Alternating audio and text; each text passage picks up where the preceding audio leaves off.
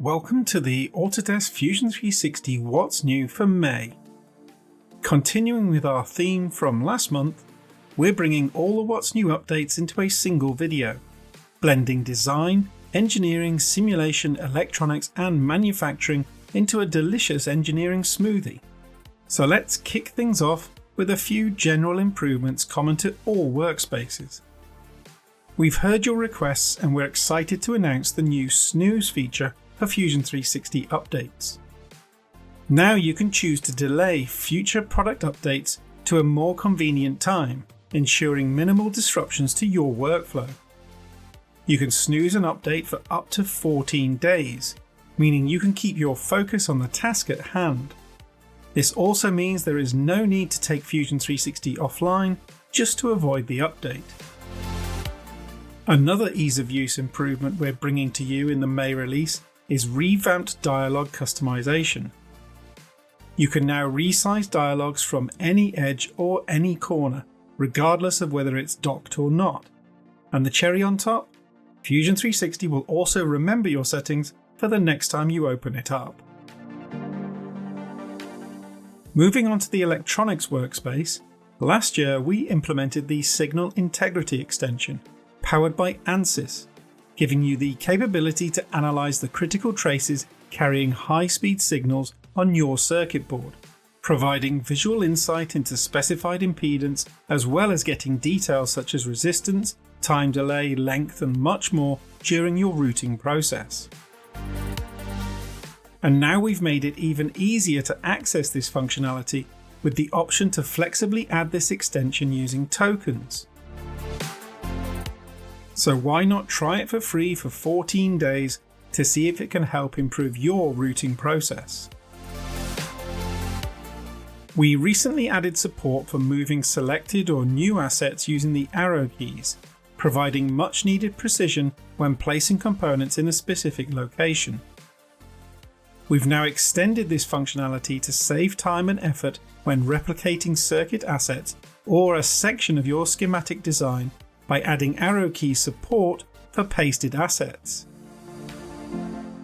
After completing that single channel circuit, you can easily copy and paste it 7 more times, keeping the symmetry needed for proper documentation for the new 8-channel system you are working on. Using the arrow keys, the paste command will move the assets 1 grid point at a time with the same actions available in the PCB and library workspaces, helping you place your components precisely where they need to go without using your mouse.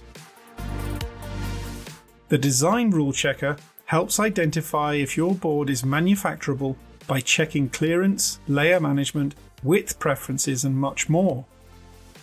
Many new checks have been added, such as checks for matched signal lengths for differential pairs, which will be flagged, in addition to supporting layer-based rule scoping for clearance and width rules.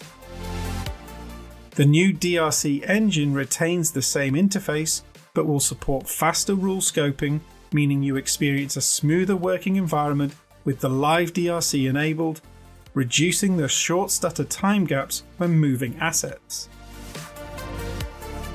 The pin breakout feature improves the clarity of the schematic, letting you see exactly how the individual pins of a component are connected to other parts and how the overall circuit is structured. For this update, we have converted the pin breakout command into a more accessible and flexible dialog box. With the list of pins of the selected components, you can easily select the pins you want to break out and which net naming convention you want to use. This will help you break out components with large pin counts into a simple format to speed up your design time without sacrificing organization. The realistic perspective of the 3D model makes it much easier to fine-tune the component placement, and many of you have contacted us requesting more control of what would appear on the silkscreen of the 3D model. Previously, we only supported the conventional name and place layers for the top and bottom silkscreen, but in this update, you will notice that in the PCB editor, the display command has a section for the editable layers sets.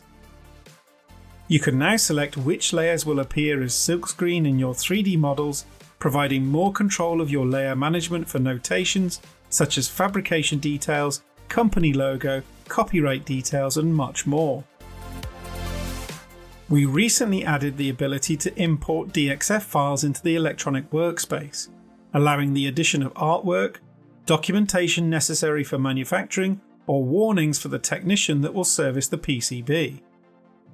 This workflow has now been improved with the implementation of an automatic zoom to fit, making it easier to identify the location of the DXF image when imported. The CAM processor lets you generate manufacturing data of your PCB in industry-compatible formats such as ODB++ and Gerbers. It is highly flexible, letting you change or update sections for required output specifications, which will automatically include your bill of material, pick and place, and documentation images with more than one layer set page. The CAM processor has now been enhanced, enabling you to efficiently create better manufacturing documentation images of your board in a more practical format. We've given the injection molding simulation material database a major update, expanded the range of materials available, including more manufacturers, and refreshed some existing materials.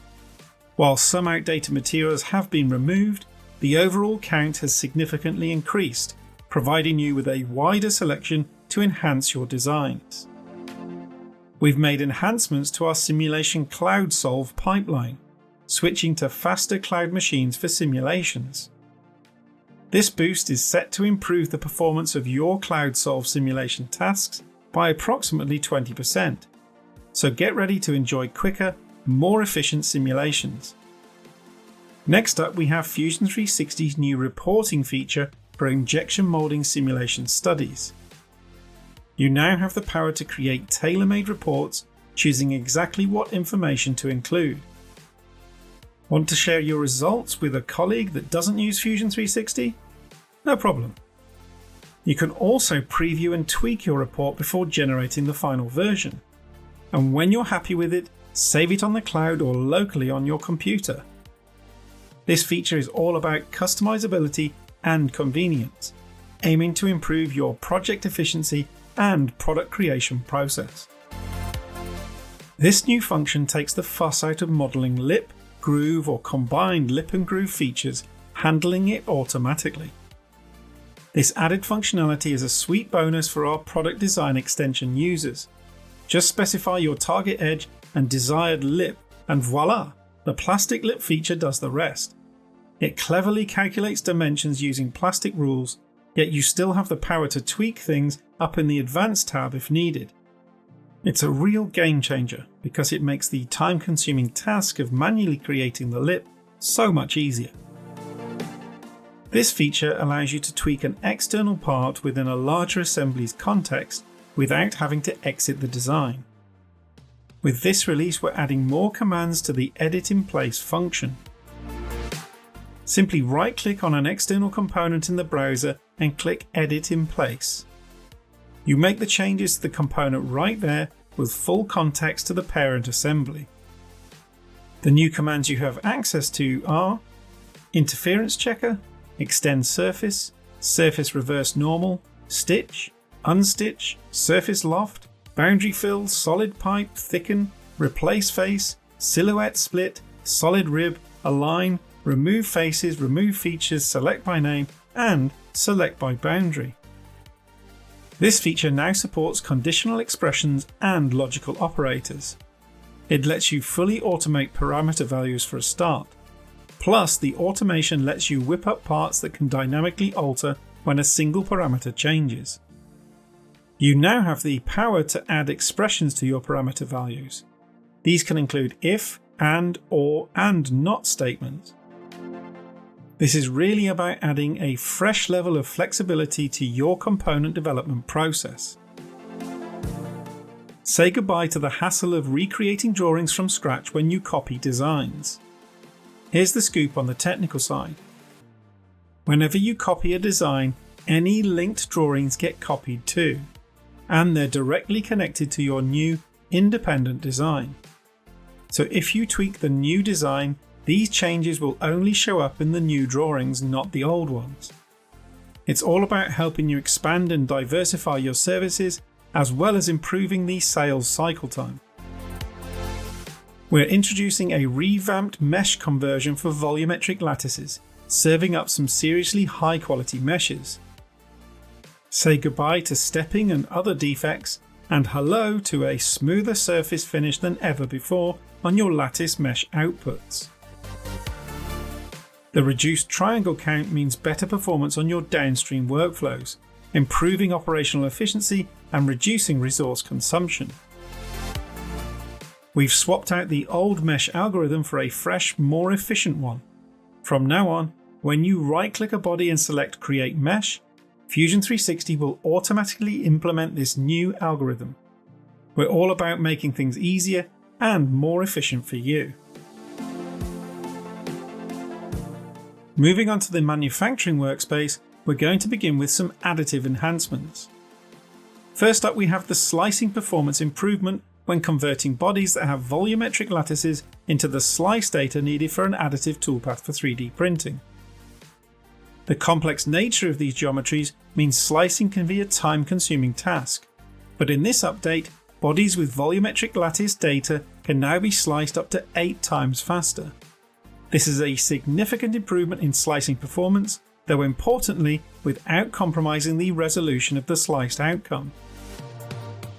For fused filament fabrication or FFF printers, you can now set individual slice settings for volume, bar, and setter support types.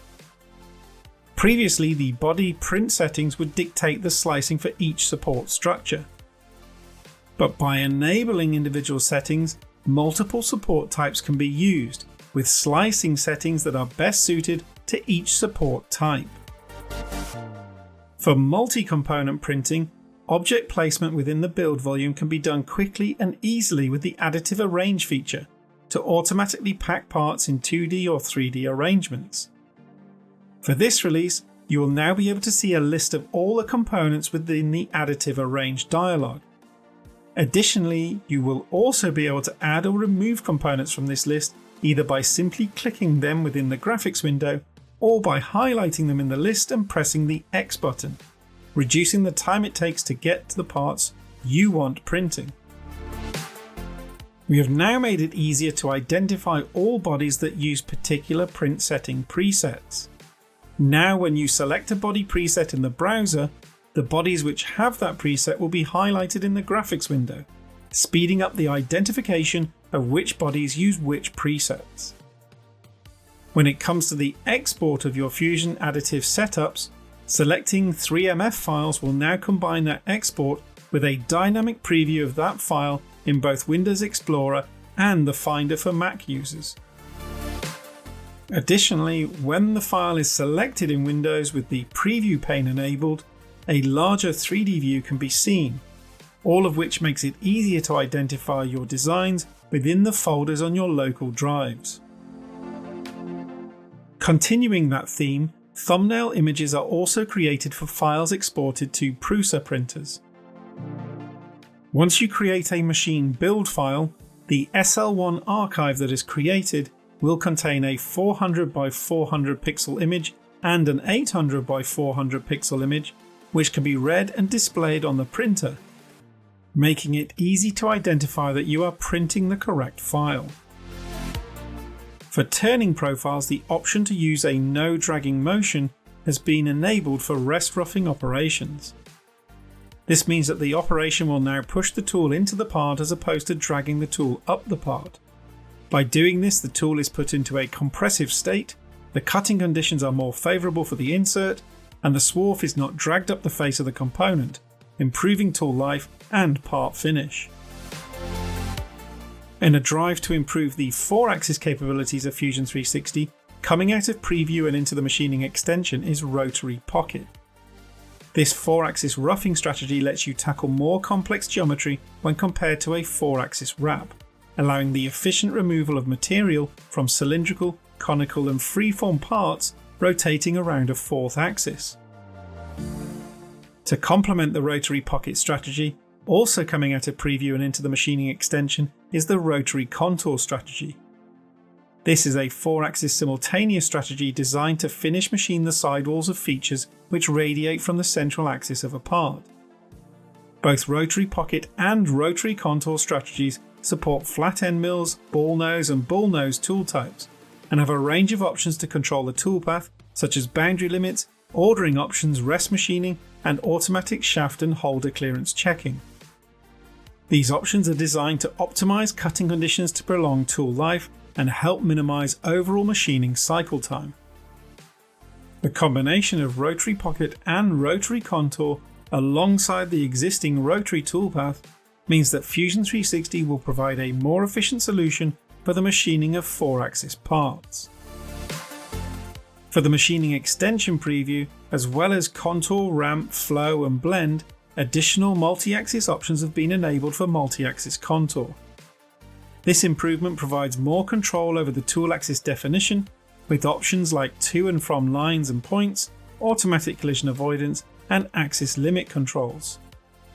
This gives you more choice and control over your tool axis, boosting the ability to use shorter tools with less deflection and vibration to produce better quality surface finishes on your parts. The flat toolpath strategy has been expanded, with a new option to machine only profiles. This new option effectively produces a 2D contour toolpath, but with a number of benefits, including being model aware as well as being applicable for rest machining. What's more, this strategy can also be set to cut multiple depths, meaning it can be used as an effective wall finishing strategy for vertical model faces. Moving on to nesting and fabrication, and coming into the extension preview, are a number of new options for the automated arrange function to help maximize material usage and improve manufacturing throughput. First is the option to set the arrange priority from very low to very high.